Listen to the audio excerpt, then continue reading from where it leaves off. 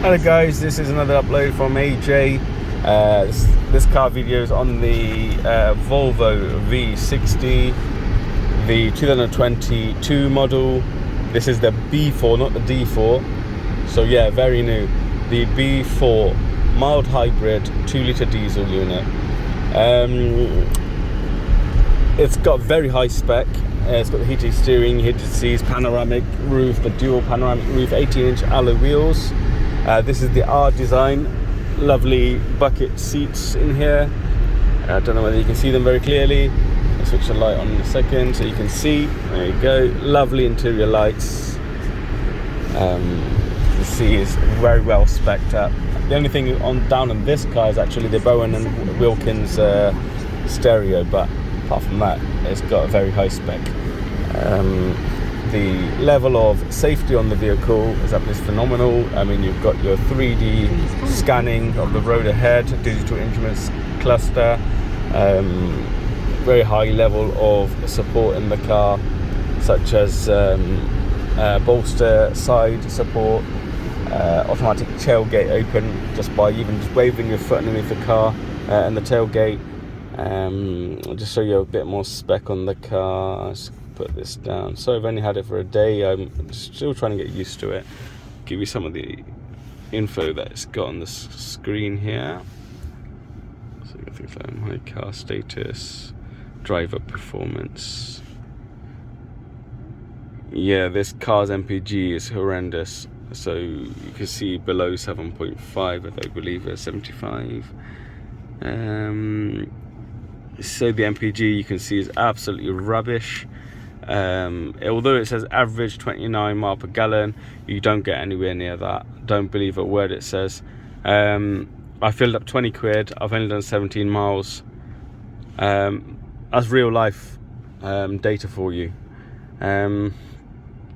So yeah, level of safety absolutely incredible. I guess if you're using that much technology on a car, you're probably gonna get really bad MPG. I'm gonna just turn the heat steering wheel off, the heated seat off. It'll probably give you another 2 MPG, but that, again, you know, the claimed 59 or so, or 52. It doesn't get anywhere near that, I'm sorry. The mild hybrid, I've been trying to activate it, you know. It's you've got to be in very, very low range, as in speed. You've really got to be under sort of 30 miles an hour to achieve anything. I mean, I'm not even really accelerating. I'm driving very slow just to try and get some sort of MPG. I don't want to slag off the car. The car is absolutely beautiful. Interior noise is okay. I mean, there is a bit of the noise in the cabin. You can hear the exterior noise, you can hear the engine grunting away. It's really trying to overpower itself. Yeah, it does give a lot of speed, but 194 brake horsepower, I believe. Yeah, I mean, it's alright. You do get a lot of wheel spin as well if you're trying to use all of that BHP. I don't recommend buying the car if you're wanting MPG.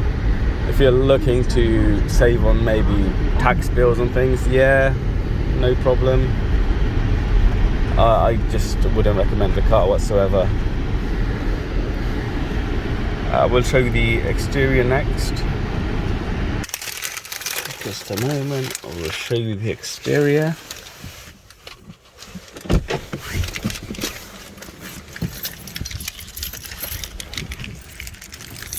18-inch alloys.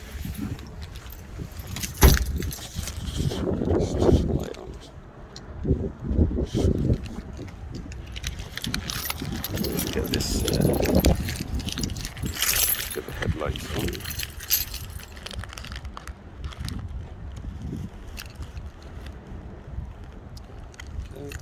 All LED. So these are the side lights. 4 hammer side lights, floodlights on the door handles there. The mirrors are coloured black. On the shell, as it is the R9. overall very cool looking car. The real tail lights, I'll show you that. Beautiful. As I said, you can just wave your foot underneath the car and it will open.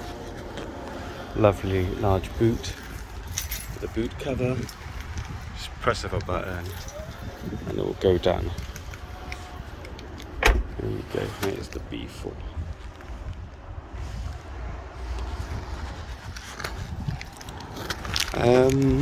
In regards to whether I would buy one or not, I would not buy one, as I'm not satisfied with the MPG of the vehicle. If you were to get an all-rounder car, luxurious in and out with the performance that you need, I would recommend a BMW 5 Series. I'm sorry, not Mercedes. I feel like some parts of it are a bit weak and fragile, and it's not as reliable as the BMW, especially when you've got the ZF8s and 9s out.